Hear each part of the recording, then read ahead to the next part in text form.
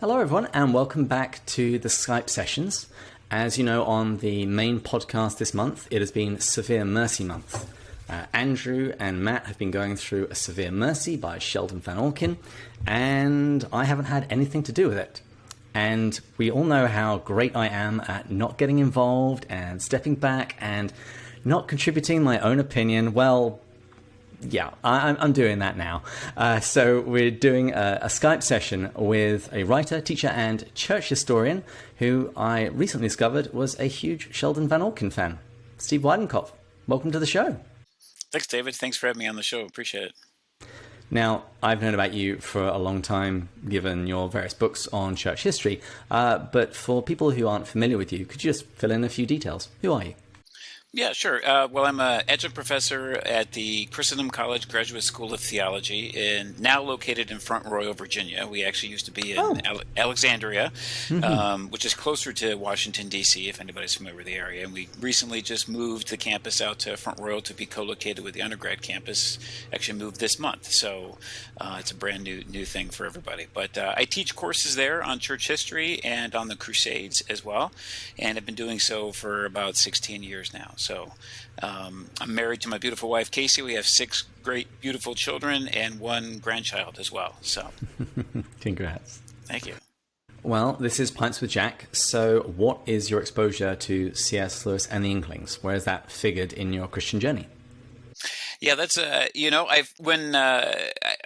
know this is a podcast about C.S. Lewis and his kind of writings and his influence, and I felt a little hesitant to come on only because I'm not as a fan or as a huge connoisseur of C.S. Lewis's writings, frankly. That's okay. We're Catholic. You can always go to confession. It's fine. Nobody's perfect. Yeah, it's true. That's true.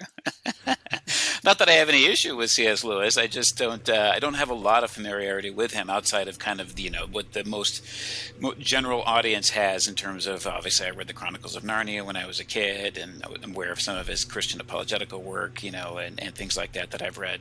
But I really, came into a greater understanding, frankly, of C.S. Lewis and his impact, at least in some areas of the Christian world, through Sheldon Vanauken, who we're going to talk about tonight. So, reading Severe Mercy and the letters that Jack or C.S. Lewis wrote to Van and Davy, Sheldon Vanauken, and his wife Davy, really brought me into a greater understanding of who C.S. Lewis was and his impact, and at least his impact on that particular couple and their conversion. So I grew to appreciate him from that perspective. Well, how did you come across Vanauken in the first place? Yeah, that's a great little story. So if I go too long, just kind of cut me off on the story. But a great story is so my wife and I were living in Northern Virginia, and our local libraries used to have book sales, right, which are fairly common. They're getting rid of their old inventory and things like that. And so we went and we were looking around and the religion section, and we saw this book called A Severe Mercy. Didn't know anything about it. Didn't know anything about the author, but it had the tagline, letters from C.S. Lewis. And so we thought, oh, well, that looks interesting. So we just pulled it off the shelf and put it in our basket, and it was on a couple bucks or something. So fast forward a few years, we have it in our house. We never read it. We moved to Colorado, where I take a job with the Catholic Church as the the director for Marriage and Family Life office in Denver. And so while we're there, meet a colleague of mine who is in charge of evangelization and catechesis for the Archdiocese, a man by the name of Joe Burns. And Joe and Kathy, great people, and we had them over to our house for dinner. They come over to the house, and Joe is perusing through my bookcase, and he comes across this book, The Severe Mercy, and he pulls it out, and he looks at me with dead seriousness and says, "Have you read this book?" And I looked at him like, oh, wow, okay, this is like his favorite book or something. And, I said to him, no, I haven't. Told him the story about the library book sale, haven't read it yet. And he looked at me and, again, with all seriousness, said, "You need to drop everything and read this book right now." And I'm like, okay, wow, that's a pretty big, endorsement. And he and Kathy then told us the story of how they actually met Sheldon Vanauken and came to know him and exchanged letters with him. And he actually, Sheldon Vanauken, had written letters to their son, Michael, about the faith and about various topics and whatnot. And they'd actually traveled down to Virginia, where Sheldon Vanauken was teaching at the time. It was called Lynchburg College, and had met with him. And just kind of struck up this like friendship and letter writing friendship for the most part over the years. And so that their story and their personal knowledge of the author kind of led my wife and I to read the book. And I have to admit that my wife read the book first. I took Joe seriously. Yeah, that's the way it works, right? I told Joe, I took Joe seriously, and I said, I'll get to it. It's on the list, right? I always have a stack of books. I'm sure you do too, right? Of things you want to read. And I'm like, I'll put that on the list. And my wife, Casey, read the book, and she turned to me and she said, you literally have to take Joe's advice. You have to stop what you're doing and read this book now. And I did. And it was, especially since at the time I was serving as the director for the Office of Marriage and Family Life in the Archdiocese of Denver, it really resonated, obviously, because it is a marriage story, among other things, and so that's how I kind of became familiar with the book, and then fast forward a few years even from there, right? To make this long story longer, we moved back from Denver back to Northern Virginia, and while we were here in Northern Virginia, my wife and I decided to go on a pilgrimage, if you will, to Lynchburg. And from here, it's about it's almost 4 hours drive, 3.5 hours drive south to Lynchburg, where Van had taught at Lynchburg College, now Lynchburg University. And I got in touch with one of his friends, Tracy Lee Simmons, who was a professor at Hillsdale College at the time, asking him the location of Van Cott, the little cottage that Van had where he actually sat down and wrote to Severe Mercy. And Tracy Lee told me that a bunch of friends, Van had died, and a bunch of friends had kept Van Cott together, and they occasionally over the years would go and one or two of them would stay. One of them would stay every so often and maintain the place. So he told us where it was and how to find it from the college. So my wife and I drove down and went to Lynchburg and went to Van Cott. We couldn't get in. Tracy Lee nobody was there at the time, but we were able to look at it, and we kind of went around all the different places in Lynchburg that are described in Severe Mercy and Under the Mercy and some of his other writings, and did our little Vanauken pilgrimage. So we've been big fans of Van ever since that time when Joe Burns told me to read the book. And what did you make of A Severe Mercy itself? Because I've discovered that it's a book people either love or they hate, or at the very least, they'll bifurcate it. There's parts of it that they hate and parts of it they love.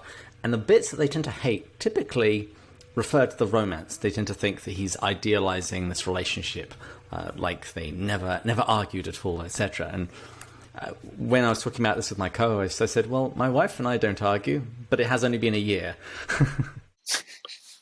Well, there you go. Yeah. So, that's beautiful. I mean, frankly, it all depends on your relationship. But in terms of the book, I can see why it would. I mean, I understand how the book could be perceived, in a way that either people really, really like it or people dislike it, right? So, and you can like certain aspects of it. And I think the beautiful thing about A Severe Mercy is that it has so many different parts to it. It's a conversion story, it's a friendship story, it's a love story, it's a story of marriage, it's a story of sacrifice and death, it's the story of losing a loved one and the grief associated with that. I mean, it's all of that wrapped together, right? So I think maybe that's one of the reasons why it has a lasting impact and is still being read today, so many years after it was published, and it's still in print, right? Because it does. There's parts of that book that people can relate to, I guess, right? So for me, I still think, and maybe it has to do with the time of when I read it, but I think for me, it truly is, a book about marriage. And I can see how people would have a criticism of it, that it idealizes a certain kind of marriage and a certain kind of relationship.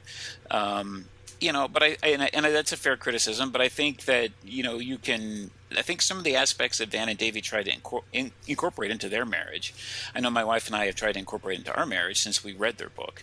And it's helpful, right? I mean, I think this whole notion that that Van focuses on, that marriage is a shared adventure, that you have to find a way. Their whole focus was to find a way to make their love last, right? To not, there's the beautiful illustration right in their book when they talk about the restaurant game, how they would go into restaurants and they look at people. Because my wife and I used to do this even before we read the book, right? You look around, you see older couples or just couples that have been married longer than you, and they don't talk to each other. And it's even more pronounced now, right, with the advent of phones and iPhones and these kinds of things, which has happened subsequent since the first time I read this book. And obviously since Van and Davy are around. But yeah, you go into restaurants today and you can see whole families, just everybody with a screen in front of their face and not talking, even though they're out with each other, right? Not spending time with one another. And we all understand how that happens. And, it's just part of our life now. And these devices are part of our daily life. So it happens. But, they saw that and they said, we don't want our love to ever stagnate, right? We always want to be in love. We want to keep that in loveness, they called it, and avoid what they refer to as creeping separatism, right? Or keeping separateness, rather, doing things so separately without any shared adventure associated with it, that that you gradually over time grow apart. And so I think those aspects of what he talks about in the marriage or in the book, sure, it's a story, right? And it's not a detailed accounting of every minute of their marriage. It's not biographical or autobiographical in that way, right? He's telling a general theme of how they tried to live their marriage. And I don't think he ever meant to try to paint a picture of this is how our marriage was every day. This was generally how we tried to live our marriage, right? And I think there's still a lot of lessons to be learned and gained from that. And and there's different ways to interpret that. I mean, my wife and I known a couple, here in Northern Virginia, good friends of ours for years, who kind of took shared adventure, I think, to an extreme, right? Where they literally did nothing separately, like literally. They didn't have separate interests. And I don't think that's what Van was talking about in terms of how he and Davy lived their marriage. I think that what he meant was, I'll give you a good example, right? So in our family, we're big hockey fans, right? We love the sport, play the sport. I coach the sport. All of my kids, except for one, have played the sport. We still play. I still play. And we love watching hockey on TV. And my wife, despite her French-Canadian background, doesn't have a huge affiliation or affiliation with hockey, or affiliation with hockey, affinity rather, with hockey. She knows how important it is to us and to me and to the kids and everything. And so she loves going to their games and watching them play. But she's not necessarily going to sit down and watch a National Hockey League game with me and the boys. But she does occasionally. But she knows it's on. She knows it's important to us. She knows what the games are. So she shares in that life with us in a way that still maintains that sharedness, if you will. But it doesn't have to be something that's all consuming, right? It's not like she's going to go out and learn how to skate and play on her own kind of thing, right? Or have us all have a family team in a league or something here at the local rink, although it would be fun. But or the same thing like me. There's many things that she's interested in that I know nothing about or not interested in, but I make an effort to ask her about it sincerely, and learn things about what aspects of things that she's interested in, and that helps keep us in love, right, and helps keep our marriage as a shared adventure. So, anyways, I think those aspects of Van's book, The Severe Mercy, and his story and his life with Davy are still very relevant and very, very important. And in all things, you have to avoid extremes. You have to kind of be in the middle, right, with things. But I think I first read this when I was still single, and then I read it again as I was dating my now wife, and I read it again this last week. And the thing that stuck with me is they didn't want to take their love for granted. That, like a garden, it was something that they were going to tend. It was something they were going to put effort into. And that was beautiful and encouraging. But it also very nicely paired with the book which we've done this season, which is The Four Loves, which was really the lesson that Van needed to learn. Because in that book, Lewis says that love, when it becomes a god, becomes a demon.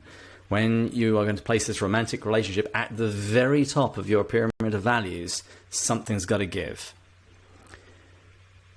Now, we've focused pretty much exclusively this season on A Severe Mercy. Would you mind telling us a little bit about the events outside of this story? A little bit maybe about Van prior to meeting Davy and what he did afterwards? Yeah, Van, I mean, it's so, and I know he has a couple other books that we can talk about later where he mentions some other aspects of his life, mostly after Davy, not too much things before that I remember. And I know, I mean, some things people might not know. At least he mentions in Severe Mercy, right, that he was in the Navy, fought in the Second World War. He was at Pearl Harbor actually on December 7th, 1941, when the Imperial Japanese forces attacked the U.S. Pacific Fleet in Honolulu, and saw that, witnessed that firsthand, if you will. So there's really not much else. I think before that he went, if I don't remember, maybe I'm getting this wrong. I can't remember if he went to the Virginia Military Institute or not.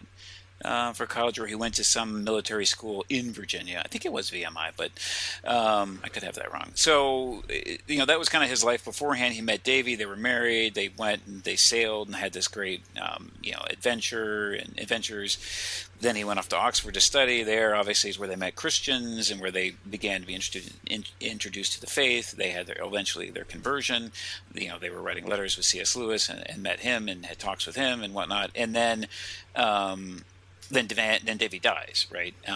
And I always say, to people, I'm not giving anything away if you haven't read A Severe Mercy, because he kind of mentions in the first chapter that she dies, right? So it's not like it's a big surprise at the end.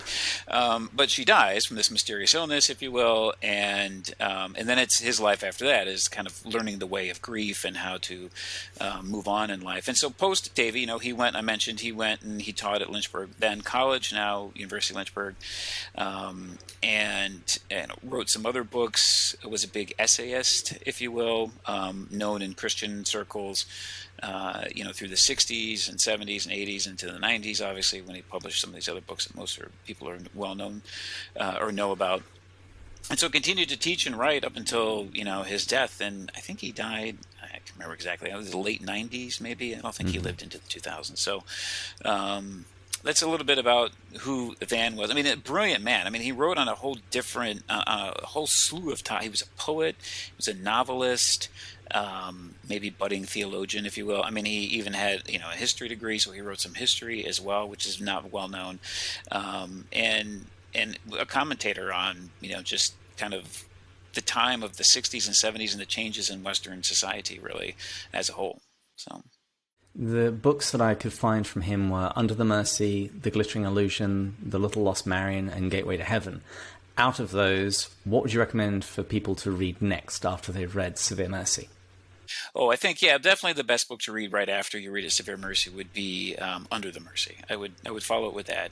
And Under the Mercy is because he wrote it and is kind of billed as a sequel to A Severe Mercy. It was written about a little less than a decade after, I think, A Severe Mercy was published.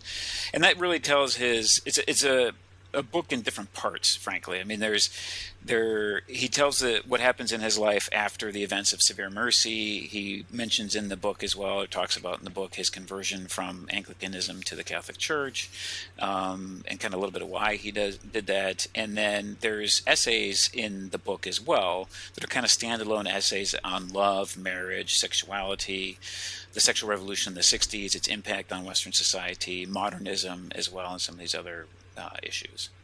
So I would recommend that. And then maybe after that, Little Lost Marion. Because Little Lost Marion does tell a little bit about Davy's life before she met Van, including the title of the book, Marion, is Davy's child that she had when she was a very young teenage girl before she met Van, who then she put up for adoption. It tells the story of Van and Marion actually meeting as well later in life.